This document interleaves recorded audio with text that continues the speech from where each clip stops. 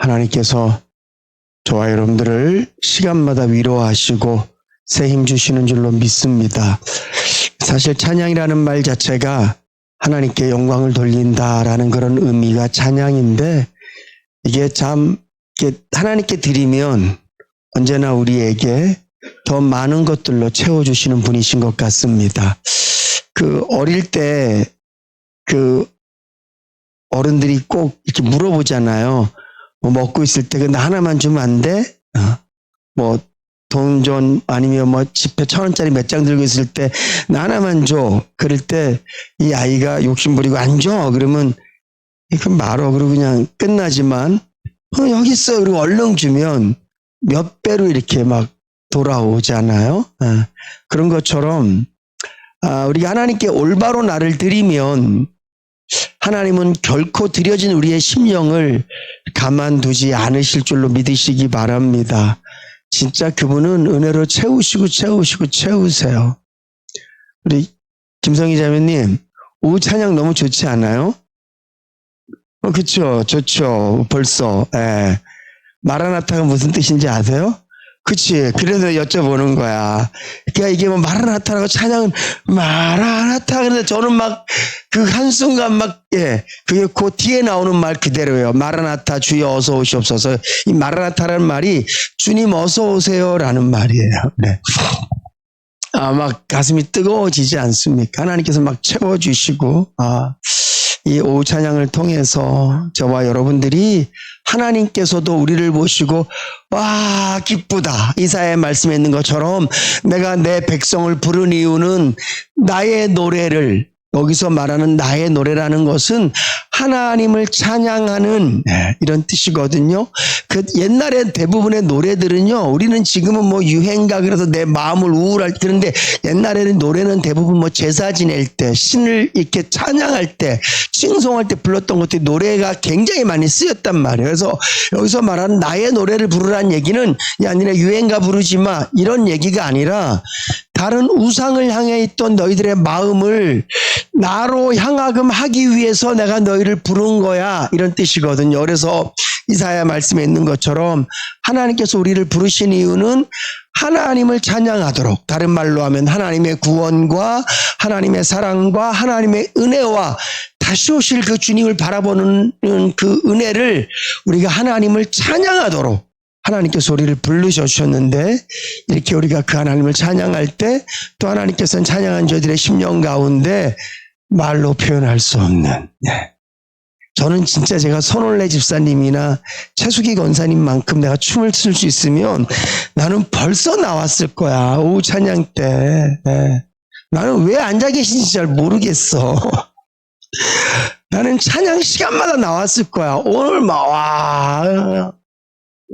어떻게 뒤에서 제 뒷모습이 좀 어떻게 좀 저도 좀 배우면 될 것 같습니까, 집사님? 저 막 뛰쳐나 춤추고 싶어요, 진짜. 전 다윗의 마음이 진짜 이해가 돼요. 하나님의 법궤가 쫙 들어오는데 법궤만 들어오는 게 아니에요. 찬양대가 찬양하고요, 옆에서는 막 그 악기를 갖고 막 그냥 쫙 나오는데 다윗이 그 하나님을 향한 그 찬양이 막 나오고 음악 소리가 막 날 때 나는 왕이니까 오소서가 아니에요. 그냥 아이처럼 막 춤춘단 말이에요. 어느 정도로 춤을 추냐 하면 이 바짓가랑이 흘러내려가는 것을 모를 정도로 춤을 추고 미쳐서 춤을 추는 거예요. 그냥 심취돼서. 진짜 난 나와서 춤추고 싶은데 여러분들이 뒤에서 보고 시험 될까봐 내가 춤을 못 추겠어. 그냥 앉아서 그냥 어깨만 이렇게 너무 좋아요, 너무 좋아요. 아무튼 이 오후 찬양 시간, 이 찬양이 하나님을 기쁘시게 하고 저와 여러분들 가운데 세상 흥이 아니라 하나님 주시는 흥과 기쁨으로 넘쳐나실 수 있기를 주님의 이름으로 축복합니다. 오늘 이 마태복음 5장 1절부터 나오는 이 말씀을 통해서 제가 뭘 느끼냐 하면, 교회가 많이 하나님께서 원하시는 각도로부터 벗어나 있다라는 것을 너무 많이 느껴요. 한 세 가지 정도를 제가 말씀을 드리고 싶은데요. 첫 번째로는 한국교회가, 한국교회와 다른 교회 잘 모르겠지만 일단 한국교회는 제가 알잖아요. 한국교회가 하나님의 말씀으로부터 많이 벗어나 있다라는 기준은 말씀이어야 돼요. 그러니까 내가 지금 신앙생활을 잘하고 있냐 잘 못하느냐는 기준이 뭐가 돼야 돼요? 말씀이어야 돼요. 난 요즘 돈 잘 벌어. 신앙생활 잘하고 있나 봐. 그건 절대 기준이 될 수 없어요. 요즘 난 맨날 사고나 운전만 하면 딱지 떼는 건 잘못하는 거예요. 근데 뭐 운전만 하면 자꾸 사고 나고 뭐 안 좋은 일이 있어. 내가 신앙생활을 못하나? 그렇게 말할 수 있는 게 아니에요. 나에게 매일 나쁜 일이 있어도 내가 말씀대로 살고 있으면 나는 신앙생활을 잘 하고 있는 거예요. 나는 매일 좋은 일이 있어. 뭘 하면 다 잘 돼. 난 역시 요즘 예수 잘 믿고 있어. 아니, 그렇게 말할 수 있는 게 아니에요. 내가 예수를 잘 믿는지 못 믿는지는 오직 말씀이 기준인데, 제가 한국 교회가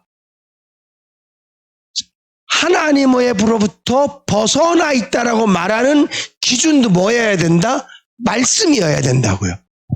오늘 마태복음 5장부터 7장까지는 우리는 예수님이 직접 하신 말씀을 제자들이 그대로 기록해 놓은 거예요. 그래서 우리는 산상수훈, 예수님께서 마태복음 5장 말씀해 보면 사람들이 무리들이 앉아 주님께서 나오시니라, 그리고 제자들이 앉고 말씀을 시작하셨단 말이에요. 그래서 5장부터 7장까지 하나님 말씀인데, 특별히 5장 3절부터 12절까지를 팔복이라고 얘기를 하잖아요. 이 팔복에서 계속 말씀하시는 게 뭐냐 하면 첫 번째로는 하나님의 나라예요. 그 하나님의 나라인데 어떤 하나님의 나라냐? 우리의 심령 가운데 이루어지는 하나님의 나라를 계속 말씀하고 있어요. 근데 지금 한국 교회가 성도들에게 또 한국 교회가 나아가야 될 방향을 하나님의 나라에 두지 않고 있다라는 것이 너무 현상적으로 드러나지고 있어요. 다시 말씀드립니다.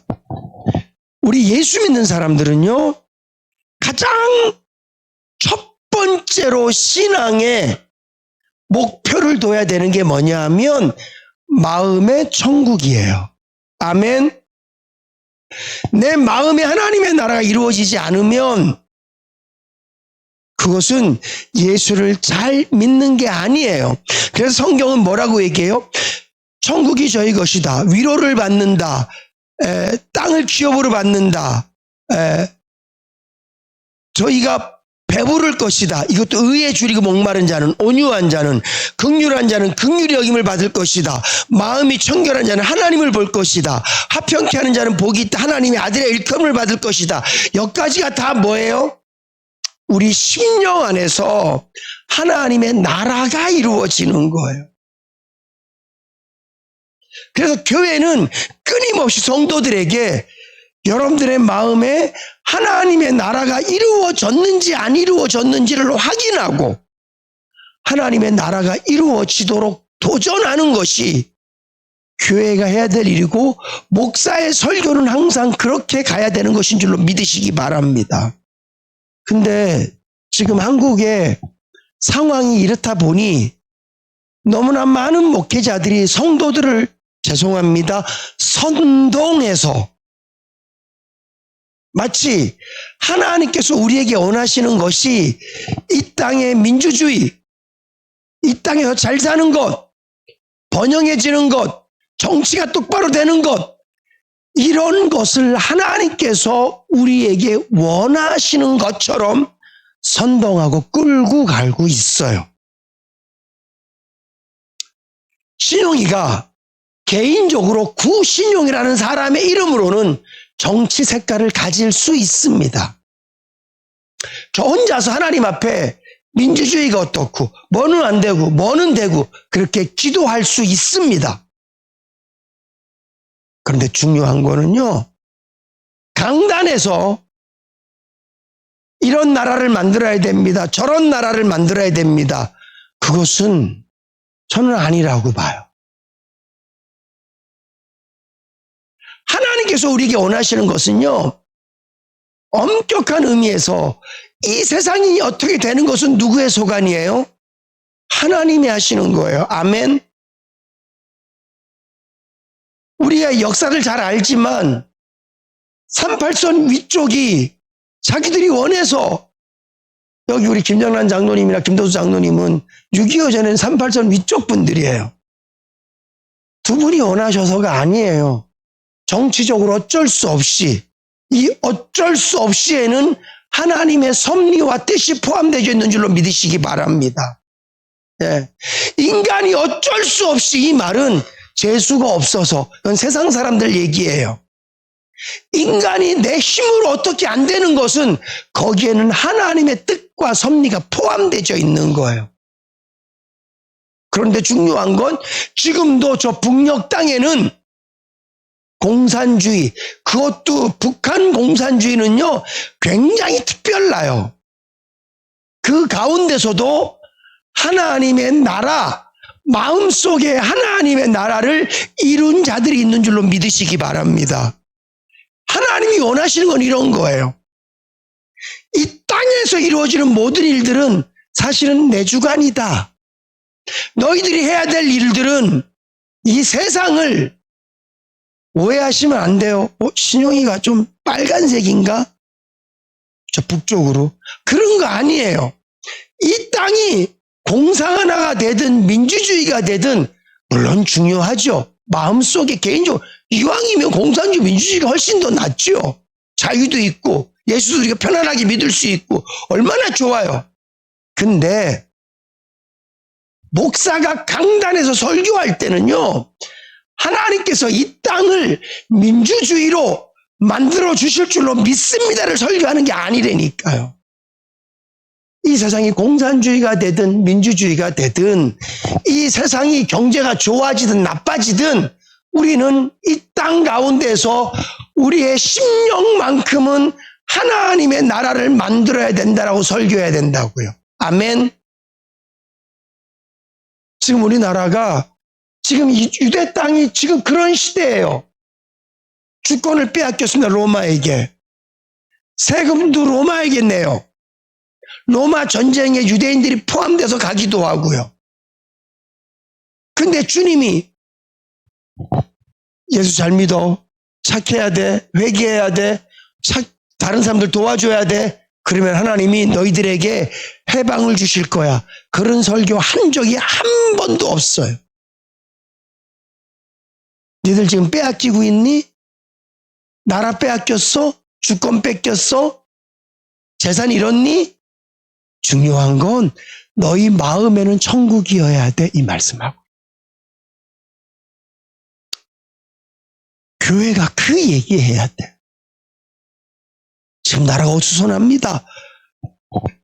당연히 나라와 민족을 위해서 기도하고 각자마다 자기 어떤 정치적인 신념을 갖고, 이 사람은 이렇게 저 사람은 저렇게 열심히 일하는 거 좋아요.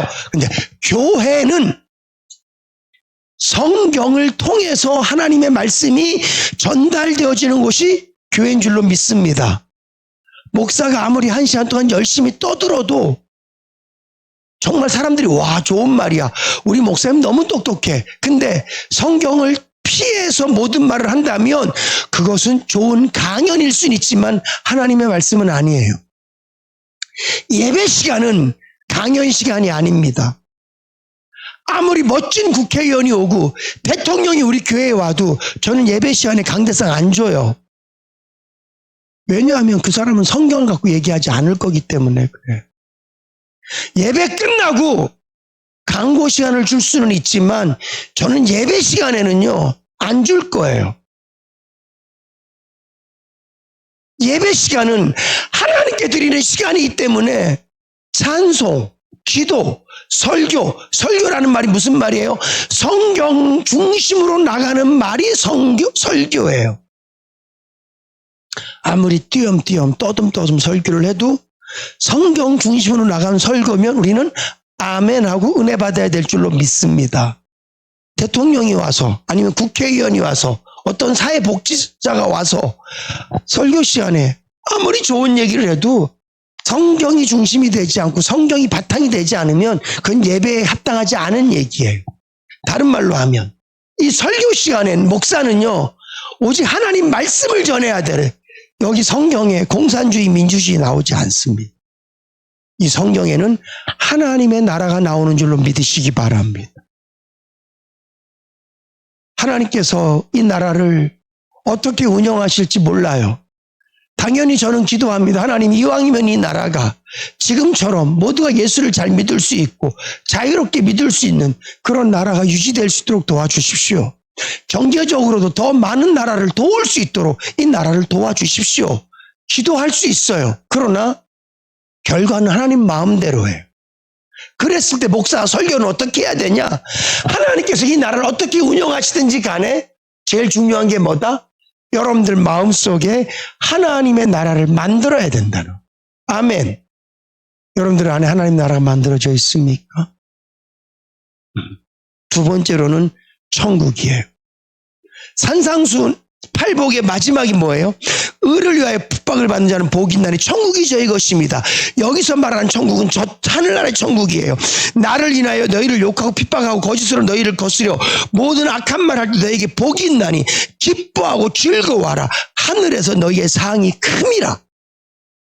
그래서 교회는 첫 번째로는 마음의 천국에 대해서 끊임없이 전해야 되고, 두 번째로 우리가 죽고 난 다음에 가야 될 천국에 대해서 끊임없이 소망을 줘야만 돼요.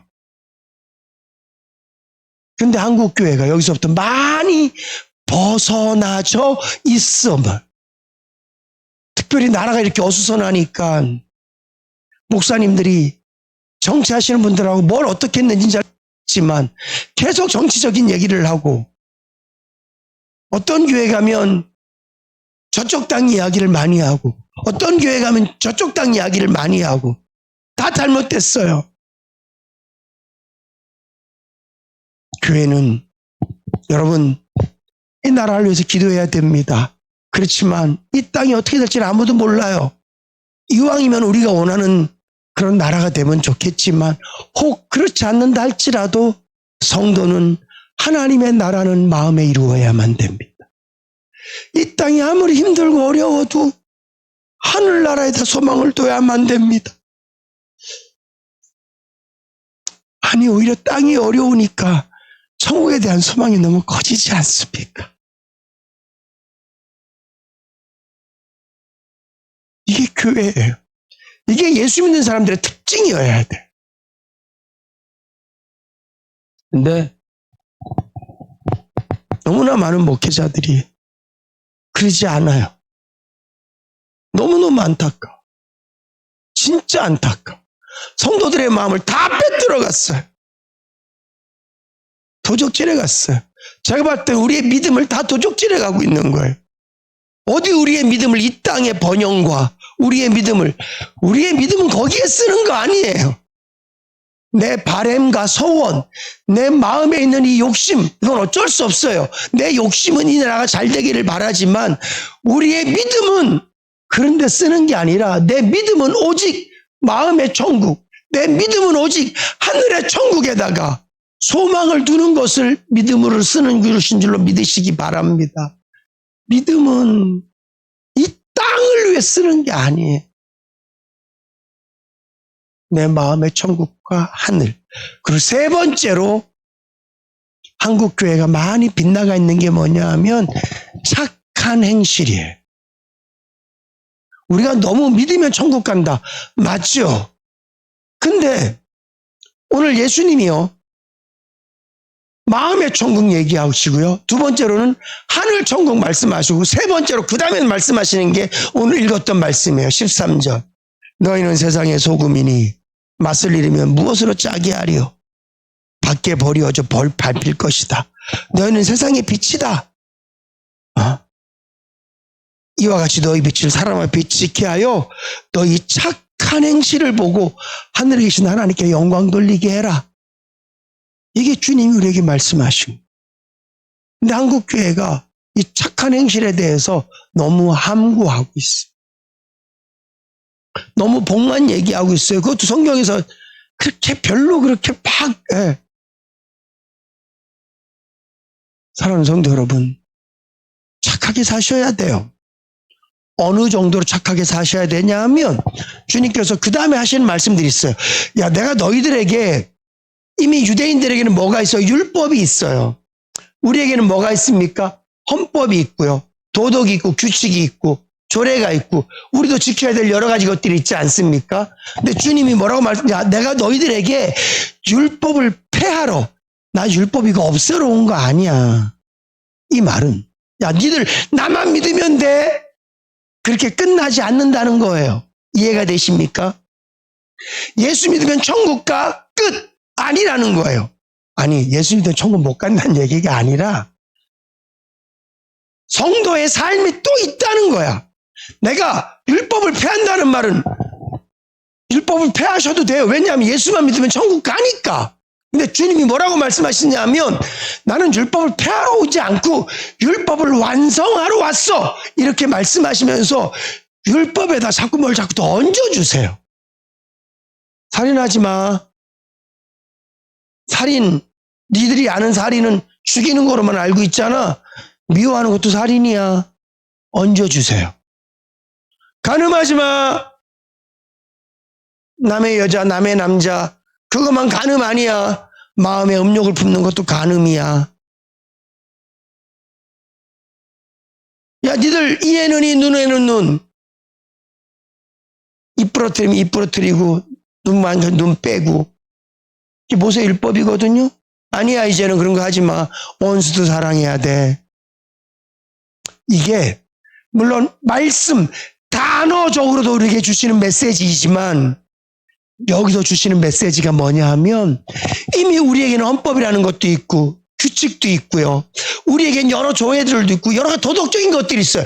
모든 사람들이 인정하는 우리들이 지켜야 될 법들이 있어요. 근데 예수를 믿으면 착함이라는 건 뭐냐 하면 선이라는 건 뭐냐 하면 우리가 마땅히 지켜야 되는 세상 사람들이 지키는 것을 똑같이 지키는 것이 아니라 그 위에 예수 믿는 사람 다움이 덧붙여져야 성경이 말하는 선이고 착함인 줄로 믿으시기 바랍니다. 이해가 되셨습니까? 다시 말씀드릴게요.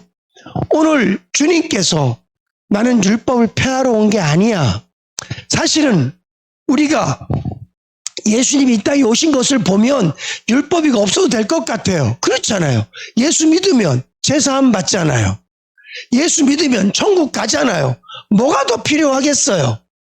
근데 주님은 나 율법 폐하러 온 거 아니야. 나만 믿으면 천국 가고 내가 곧 길이고 진리고 생명인데 그럼 예수만 내가 이 땅에 두려고 내가 여기 온 거 아니야.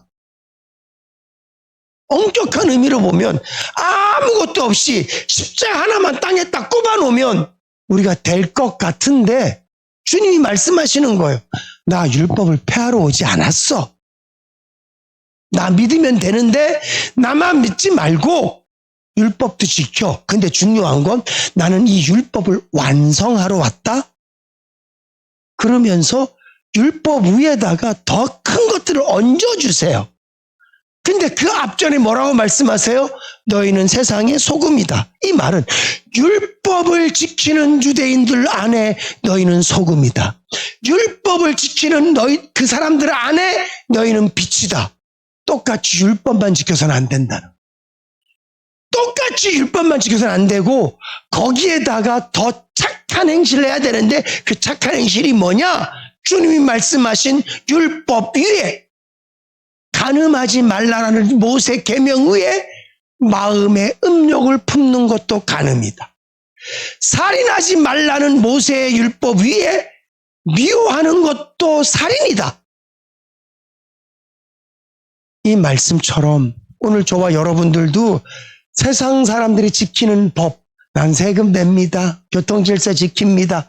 이 정도가 우리의 착함이 아니라 그 위에 나는 예수 믿기 때문에 낮아지지 않아야 될 자리에서 낮아지고 포기하지 않아도 될 것을 포기하고 희생하지 않아도 될 것을 희생할 수 있는 이런 삶이 주님께서 우리에게 원하시는 착한 삶인 줄로 믿으시기 바랍니다.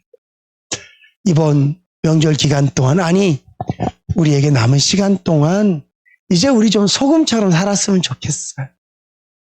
빛처럼 살았으면 좋겠어요. 아버지처럼. 그 옛날 우리나라 6.25 때 그런 아버지처럼. 사람들이 말하는 그 시어머니처럼. 아니 요즘은 며느리들이 무섭다면서 요즘 며느리처럼 말고 소금처럼, 빛처럼. 교회에서 목사가 나는 목사입니다가 아니라 나는 빛처럼, 소금처럼. 우리 장로님들이 잘하세요. 저는 식사 끝나고 우리 신장로님 이렇게 청소하시는 거 보면 다 자기 일이 있지만 특별히 신장님 청소하시는 거 보면 마음이 저절로 숙연해져. 아유, 감사하다. 네. 우리 모두가 다 교회 안에서도 나는 교회에서 이만큼 하니까 우리 교회는 그런 분은 아무도 없지만 교회 안에서도 우리 모두가 다 빛처럼 소금처럼. 다시 말씀드려요. 그것은 나의 권리를 내려놓는 거예요. 내 주장을 조금 양보하는 거예요. 안 해도 되는 걸 하는 거고요. 해도 되는 것을 안 하는 거예요. 우리가 그렇게 예수 믿는 사람으로서 성경 말씀처럼 가장 중요한 것, 내 마음의 천국을 이루고 영원히 가서 살게 될 천국을 소망하고 이 땅의 삶은 빛처럼 소금처럼 살아가실 수 있기를 주님의 이름으로 축복합니다.